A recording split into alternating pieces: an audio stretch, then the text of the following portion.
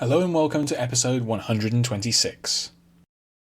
No discussion of classic British science fiction could be complete without mentioning John Wyndham, and perhaps especially his 1951 novel The Day of the Triffids.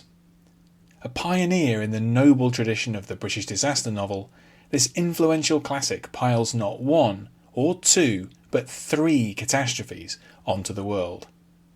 The protagonist, Bill Masen, must navigate not only mass blindness and a mystery disease, but the iconic Triffids themselves, mobile, venomous and possibly intelligent plants with mysterious origins and a taste for human flesh.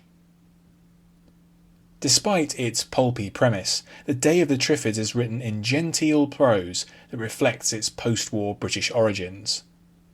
But Wyndham's breakthrough novel is no cosy catastrophe, a phrase coined by Brian Aldiss. It's an unsettling depiction of societal collapse, which probes the frailty and weakness of civilization in the face of rapid change and technology that spirals out of control.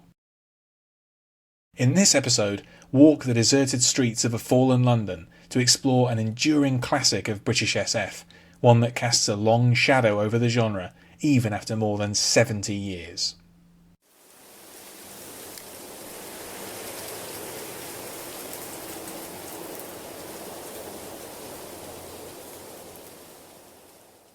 In an opening chapter ominously titled The End Begins, John Wyndham starts to unveil an unforgettable depiction of disaster.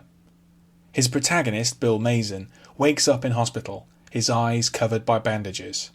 He knows it to be a Wednesday, but the quiet outside makes him think of Sunday. Something has gone terribly wrong. Carefully exposing his eyes, Masen realises that the hospital, all of London, the whole of the country, and perhaps the world have fallen into chaos. Due to a cosmic event the previous night, almost everyone has been rendered blind. Society has collapsed, and civilization is all but gone. What's worse, a new plague is spreading, and a strange type of plant is adapting to become a deadly threat to the survivors. It seems the era of humankind is over, giving way to the Day of the Triffids. The Day of the Triffids is easily one of the most important SF novels of its time, and in the history of British SF specifically. There had been disaster novels before, notably George R. Stewart's Earth Abides from 1949, but Wyndham's best-known book puts catastrophe in a specifically and influentially British context. This aided the book's commercial fortunes. Stephen E. Andrews and Nick Renison wrote that Wyndham's familiar settings, genteel prose and sheer Englishness were all that mainstream audiences needed to enjoy SF. The book was at the leading edge of a wave of British disaster novels. This included Wyndham's own The Kraken Wakes from 1953, John Christopher's The Death of Grass from 1956, J.G. Ballard's sequence of varied disasters beginning with The Drowned World in 1962, and Keith Roberts' The Furies from 1966. Ballard's work in particular makes an interesting comparison with Wyndham. While Wyndham's protagonists mourn civilization and seek to recreate it elsewhere, Ballard's heroes actively embrace destruction, ruin, and the psychic possibilities that they represent. Not surprisingly, Wyndham's books are the ones which are more digestible to mainstream audiences and more readily adapted to other media. His four key novels that began with Triffids in 1951 and ended with The Midwich Cuckoos in 1957 cast a long shadow over British SF, and successive disaster stories often respond to them in some way. Brian Aldiss famously coined the dismissive term cosy catastrophe to describe Wyndham's novels, and The Day of the Triffids in particular. Later critics have pushed back against this reading, and are right to do so. There's nothing cosy about Wyndham's breakthrough. One of the very first incidents in the book involves Masen witnessing a man throwing himself to his death from a fifth-story window. For a novel from 1951, Triffids presents an unnerving portrait of societal collapse. To Wyndham, British society is desperately fragile and can fall apart literally overnight. Hopes that an outside force will restore order, notably from the United States, are quickly dashed. The author's genteel prose softens only slightly the unsettling impact of his scenario.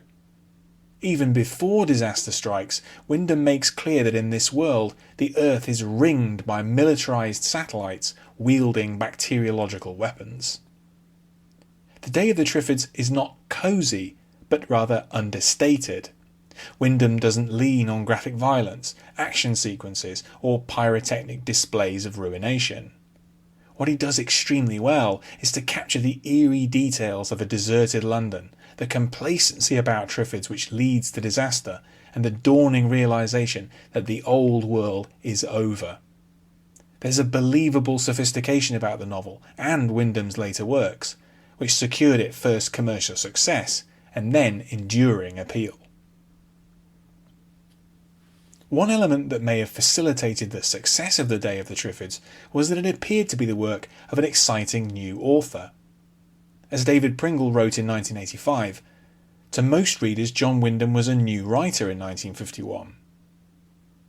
This was because all of Wyndham's previous work, mostly in American SF magazines, was published under various different variations of his lengthy full name, John Wyndham Parks Lucas Bain and Harris.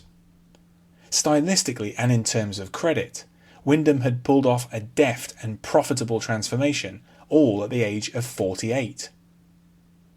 In a way, this achievement makes sense for Wyndham, who led an unusually withdrawn and reclusive life, to the extent that he has been called the invisible man of science fiction. What's very clearly visible is the ongoing influence of Wyndham's work, and of The Day of the Triffids in particular. The word Triffid has entered the English lexicon to describe any invasive or troublesome plant. The book has been adapted numerous times, perhaps most successfully to the 1981 UK TV series. In a time perhaps increasingly focused on the end of the world, in which cataclysms jostle for space in the unsettled popular imagination, Wyndham's novel retains a key place in our collective fears many decades after it was published. In a sense, it's a nightmare we can't wake up from, and that's testament to its author's imagination and his deceptively quiet approach.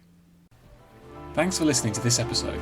You can find more of my writing in text and audio form at my site andyjohnson.xyz. You can also find me on Twitter at andyjohnsonuk, and you can support me at patreon.com/andyjohnson. Catch you next time.